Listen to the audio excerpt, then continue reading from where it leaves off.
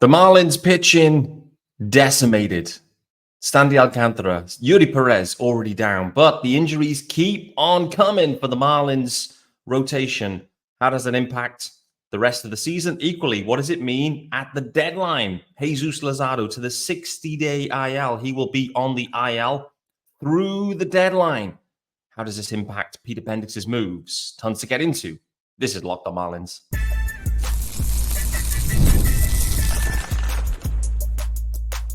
You are Locked on Marlins, your daily podcast on the Miami Marlins. Part of the Locked On Podcast Network, your team every day. Greetings from England and welcome to Locked on Marlins. This is your daily Marlins pod. I am your host, Peter Pratt. Hit me up, of course, at Miami Marlins _UK.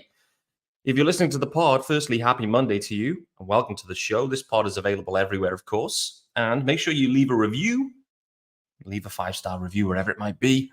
This is your team every day, of course. And thanks for making Locked on Marlins your first listen of the day. Reminder, there's a YouTube channel. Hit subscribe over on the YouTube channel. It's also called Locked on Marlins. You get the rundown, and the rundown is lengthy. It is primarily linked to injury issues this weekend.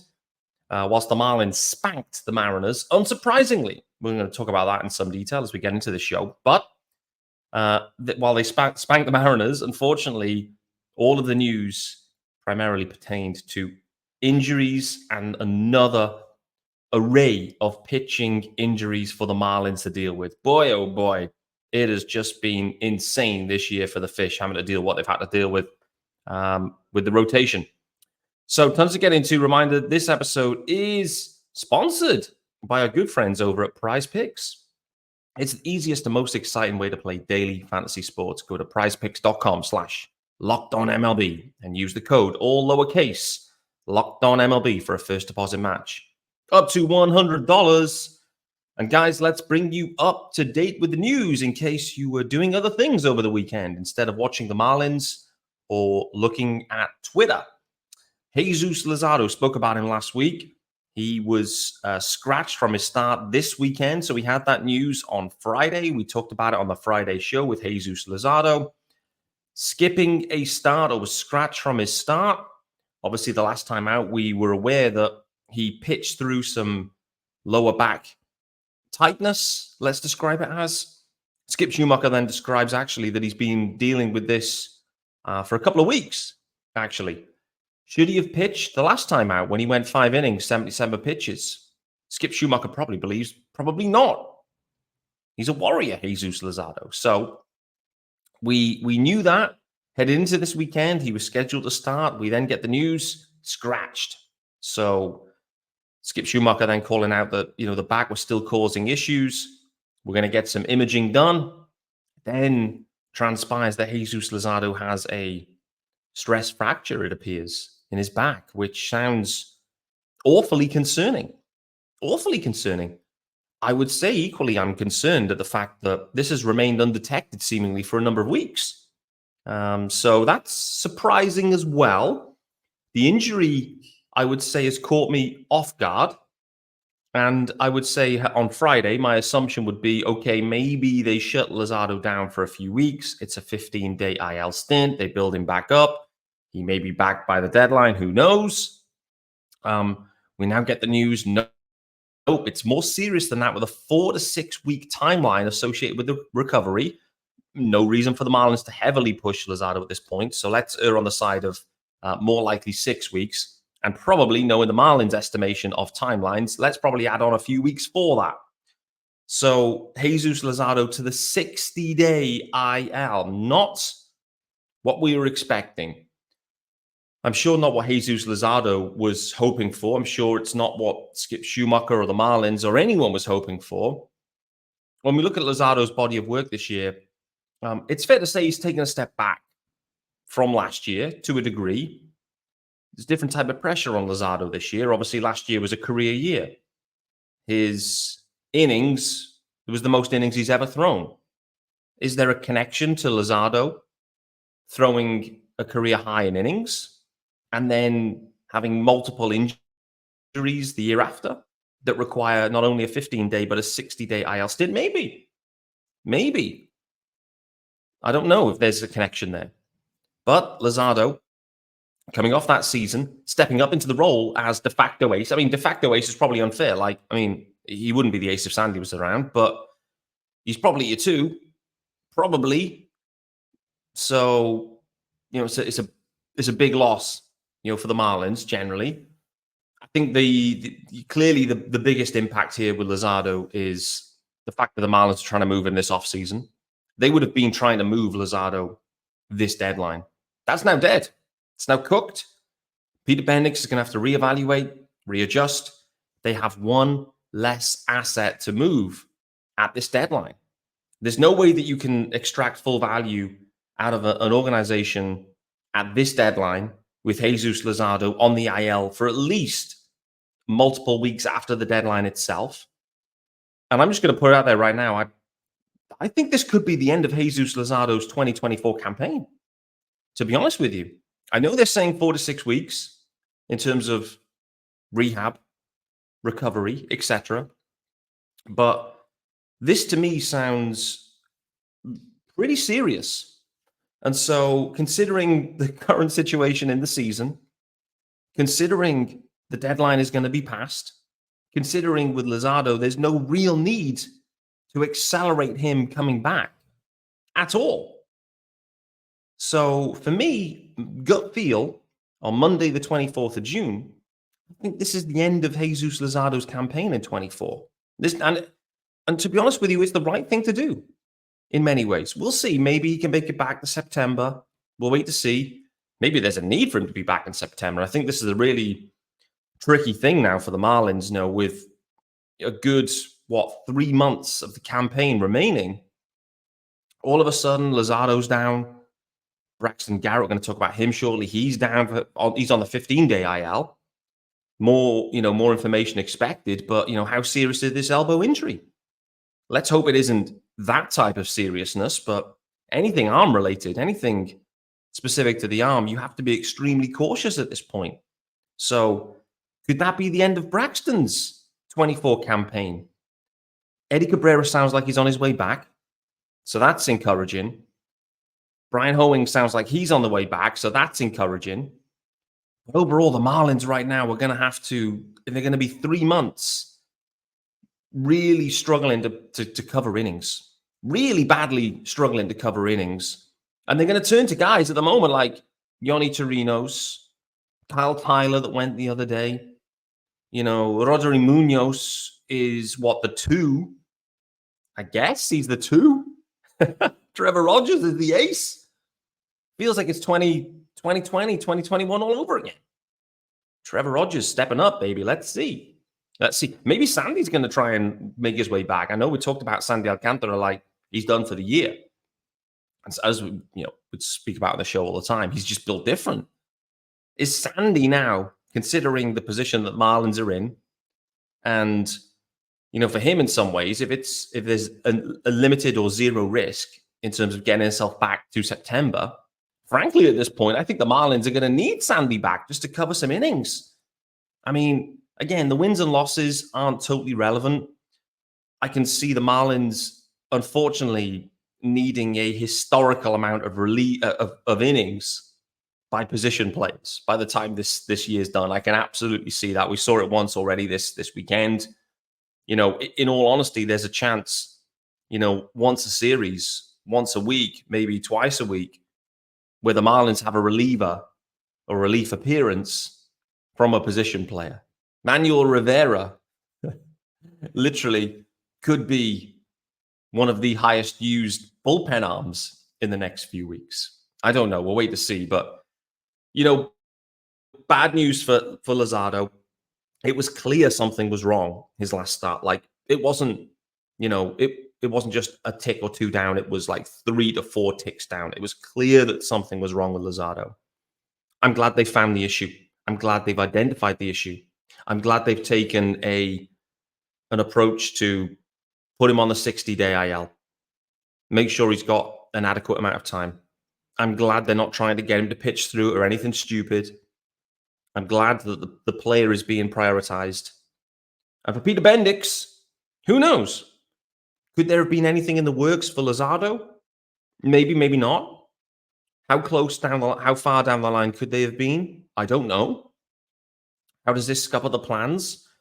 In reality, at the deadline, like, I don't think, considering the situation right now where there's not a ton of sellers, but equally there's some teams that aren't quite sure where they want to go. Do they really want to buy? Do they really want to take on, a Luzardo and give up a ton of prospects? I don't know. So I don't really know how this is going to impact Bendix and his general plan. But unfortunately, we look at Luzardo. They tried to deal him. They tried to move him this offseason. They couldn't find a deal. They couldn't get it done. And I think now we're going to fast forward to the offseason.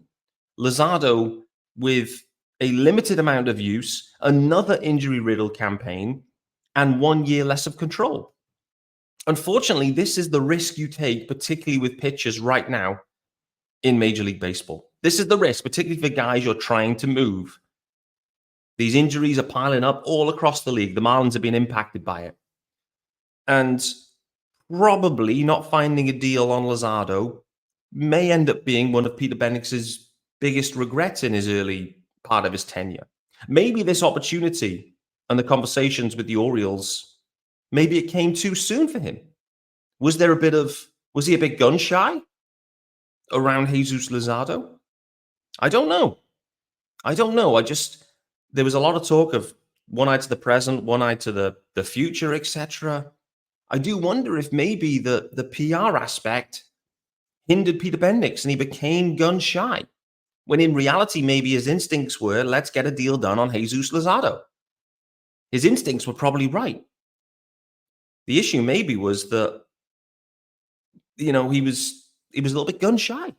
And I think maybe he'll reflect on that and look back and regret that situation. Well, he will definitely be regretting it right now, because whenever you're selling assets, it is linked to availability, quality, and control. Those are the three main metrics, right? And unfortunately for Luzardo, all three of those aspects have regressed. He's been injured. He's regressed in terms of the production, 1 year lesser control. Whatever the price tag was, it's been lowered by at least a third, if not half. That's the impact here.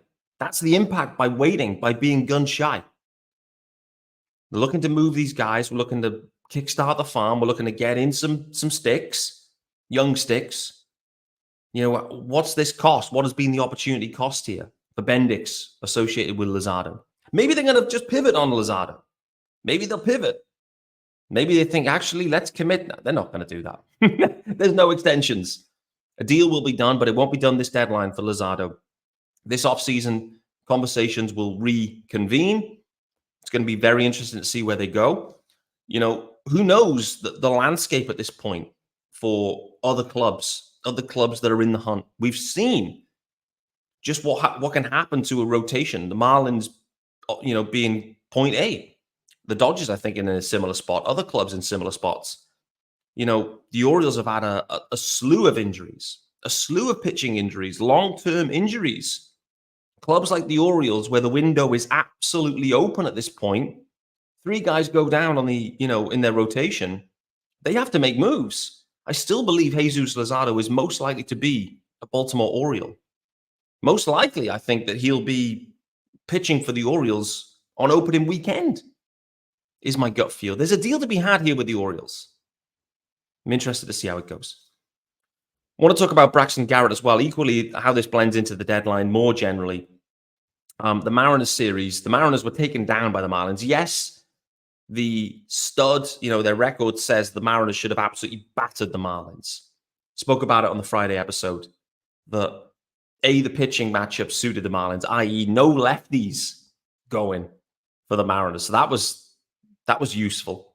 We've seen how poor this offense is against lefties, but equally the Mariners, their offense, it's underwhelming. And so I knew these games were going to be close, and I had a sense the Marlins could do something.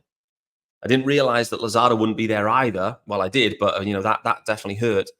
So overall, to take a series off the Cardinals and then double down on that with a series against the Mariners, you can't help but be impressed by the way the Marlins are playing right now. You can't help but be impressed the way Skip Schumacher's got things going, the way Mel Stottlemyre's got things going. This is super encouraging here for for the Marlins and for the Marlins fans as well.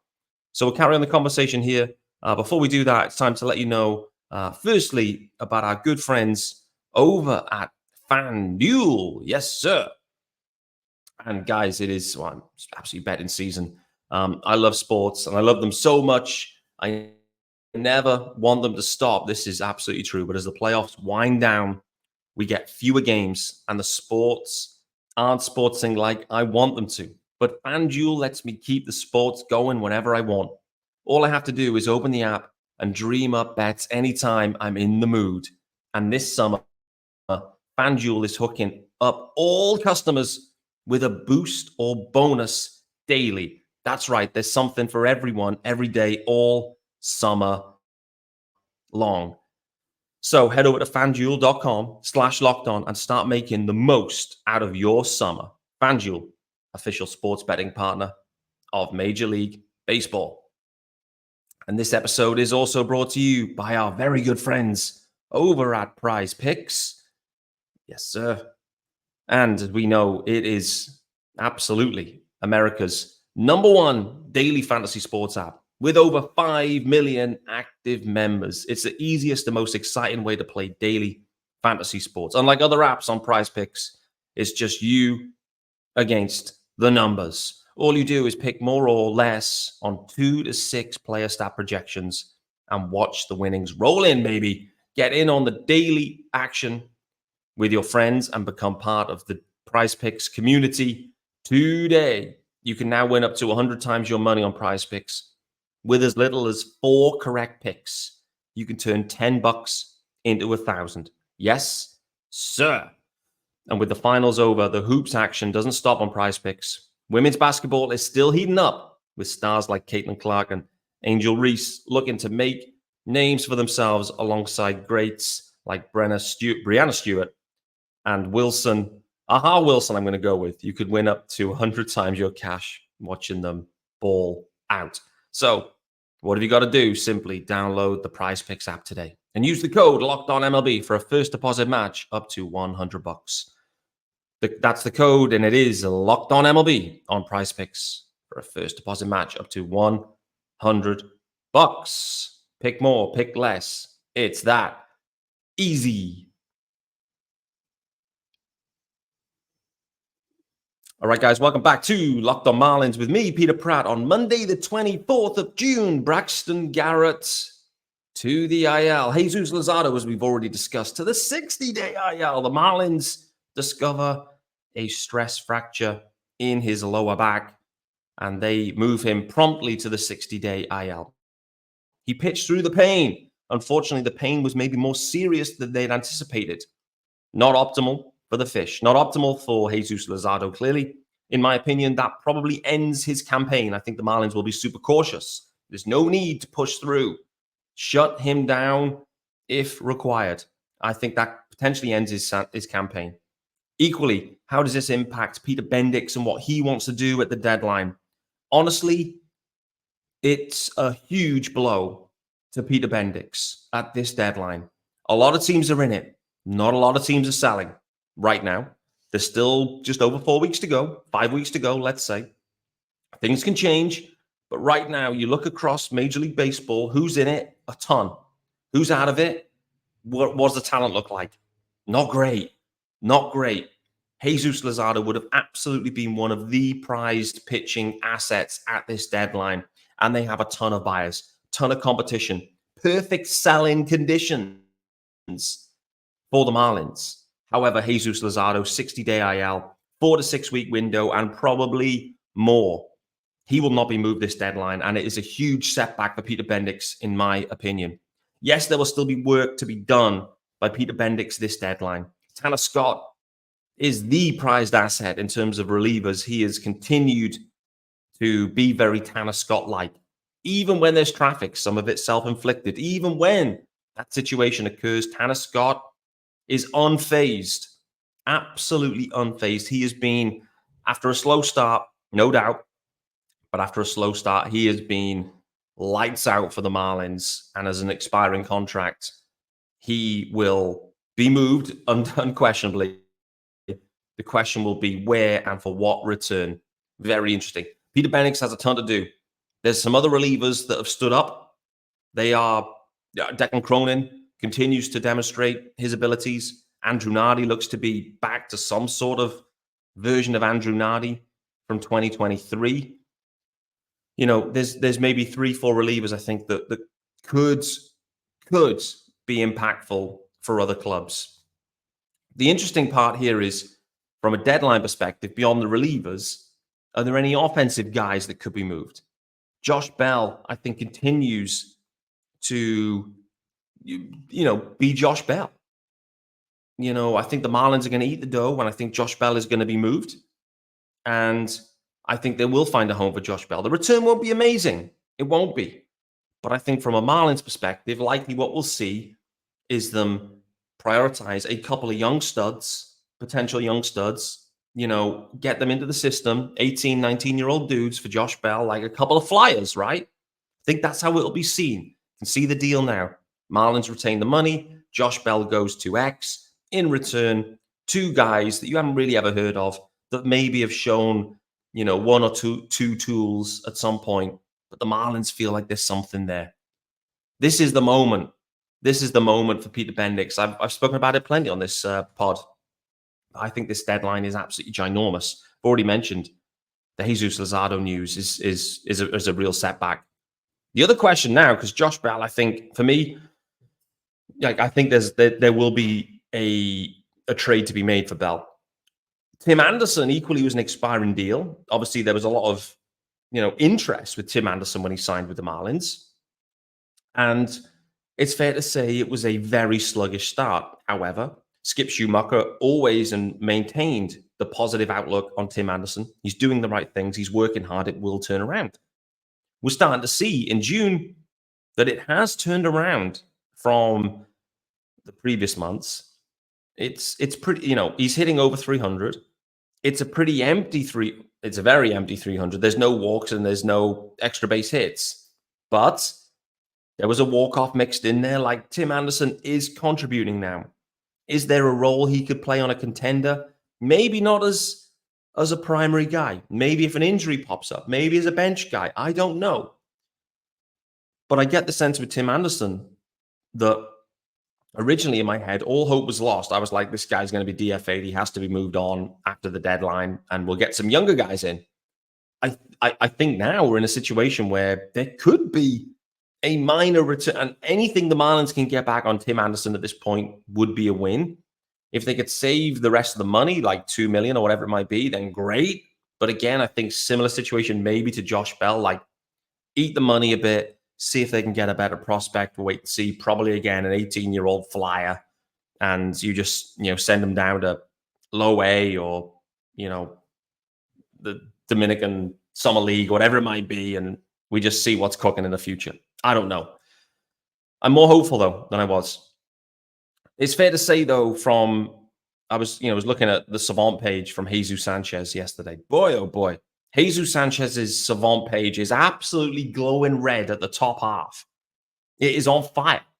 Jesus Sanchez with a couple of, he's heated up. I love it when Jesus Sanchez gets in these grooves.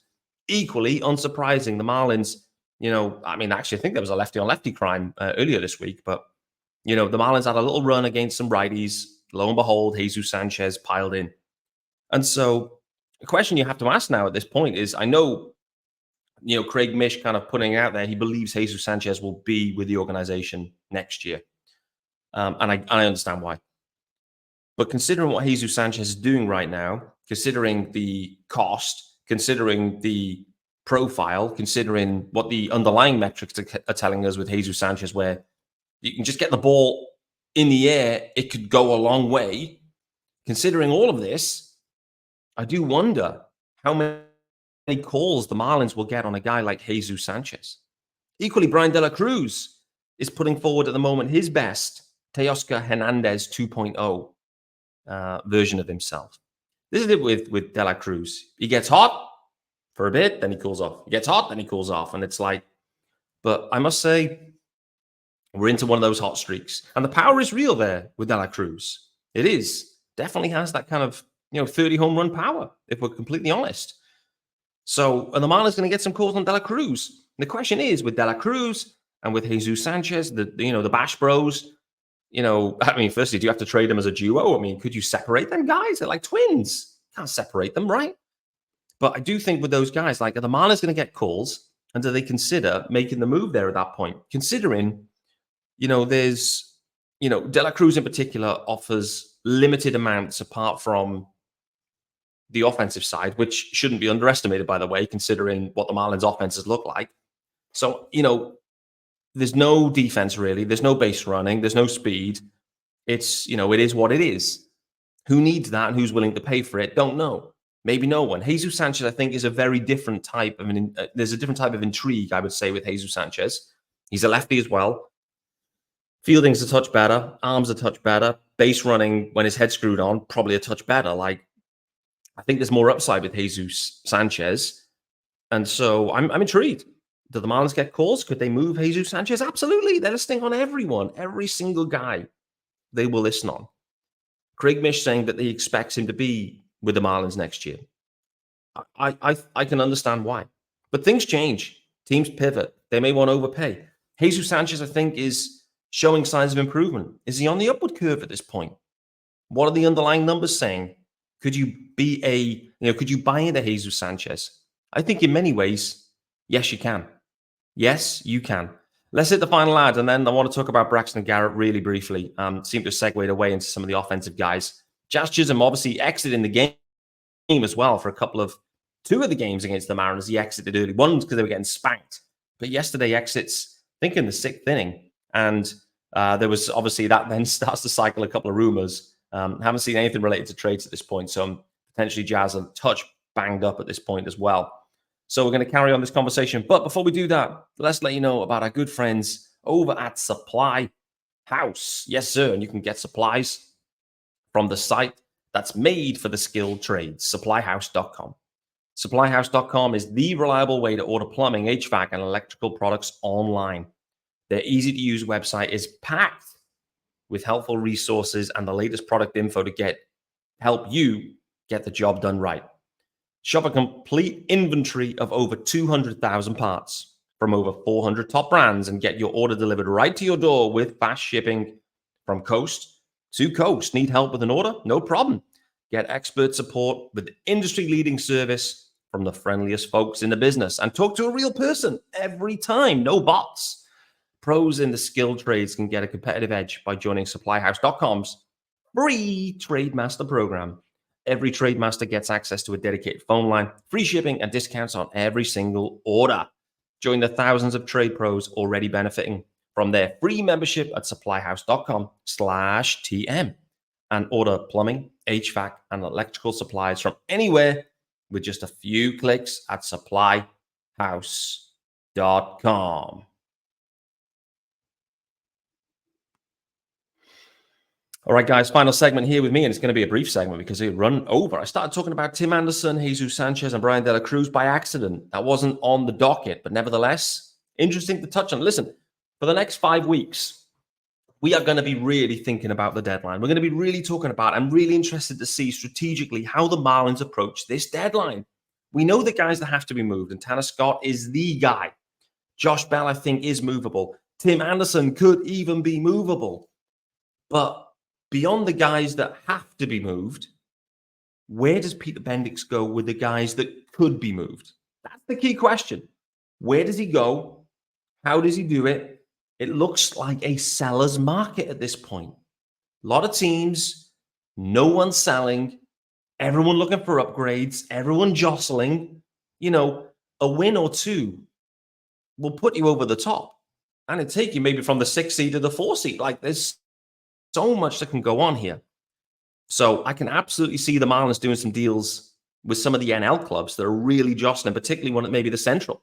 Some of those Central, pretty much everyone in the Central is in the mix. So I can certainly see the Marlins doing something there. This is it.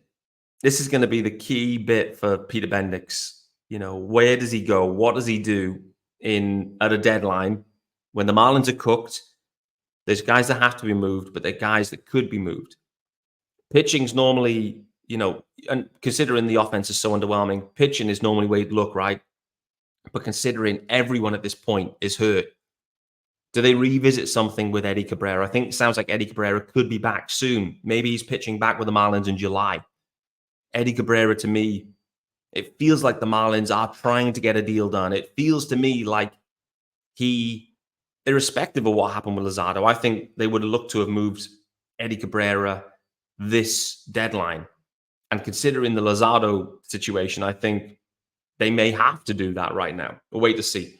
Guys, thanks for making Locked On Marlins your first listen of the day and joining me, Peter Pratt, on Monday, the 24th of June.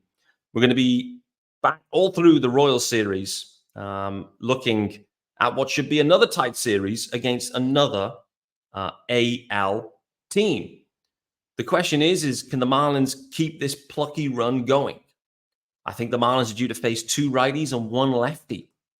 Gut feel is, okay, the starting pitching doesn't look immense for the Marlins, but it wouldn't stun me if the Marlins find a way to win another series against another AL contender.